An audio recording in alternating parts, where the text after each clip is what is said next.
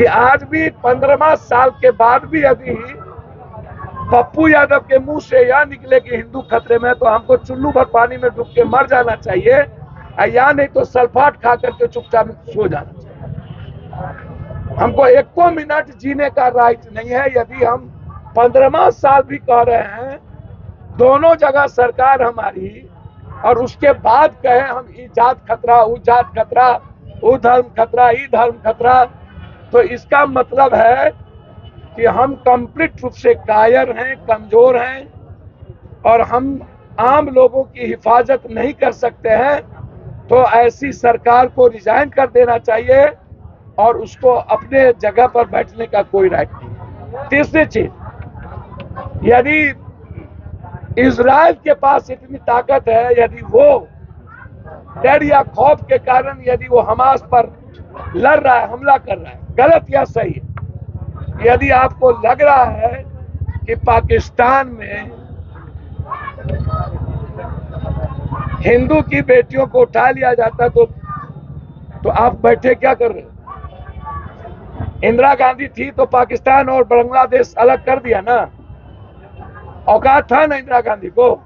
आपको औकात है तो आप अलग अलग कर दो। और अंतिम चीज,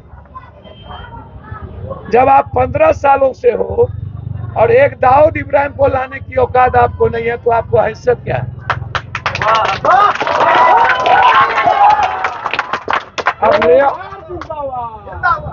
जो सरकार के हमारा देश के संविधान का गुनाहगार है, जिन जिन लोगों ने पैसा लूट करके दूसरे देश में गया, चाहे वो दाऊद इब्राहिम हो, चाहे कोई भी अपराधी हो, यदि मेरे संविधान का, लोकतंत्र का, भारत का वो गुनाहगार है, तो आपको रोक कौन रहा है लाने के?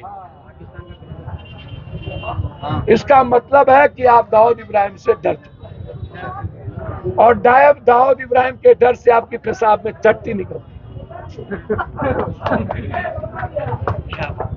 आपको हैसियत नहीं है। हाथी चले बाजार, कुत्ता भूखे हजार।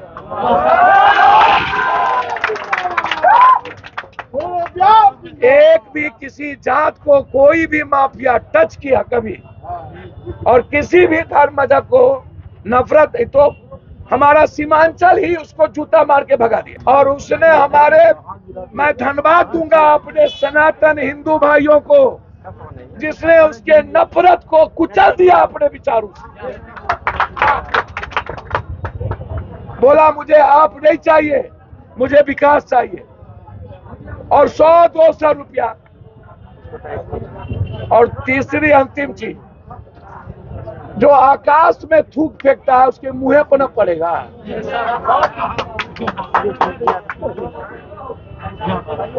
अरे बाप मेरे, यदि तुमको औकात और ताकत है तो तुम बोलते क्यों नहीं, करते क्यों नहीं हो? कर लो ना। तो औकात तो कुछ नहीं, बोलने में बरबर। और जो बात हमारे नेताओं के मुंह से निकला है, या देश संघीय व्यवस्था का है, सेक्युलर पार्टी का है, हमारा संविधान सभी जाति धर्म वर्गों को संरक्षित करता है। चाहे जय नमो बुद्धाय, जय भीम, चाहे इस्लाम, चाहे बुद्ध, चाहे जो भी धर्म, कोई भी यह नहीं कह सकता है इस देश में रहना है तो यही जात कहना पड़ेगा, हिंदू बनना पड़ेगा, मुसलमान बनना पड़ेगा, सिख बनना पड़ेगा, ये कोई नहीं कह सकता। और ऐसे लोगों को कहने वाले को हम नीतीश जी से आग्रह करेंगे, अविलंब आप नोटिस लीजिए और ऐसे गलत लोगों को आप अविलंब FIR लॉन्च करके जेल में भेजें। आप सर करेंगे अपनी तरफ से FIR? सर मैं क्यों करूं भैया, मैं क्यों करूं?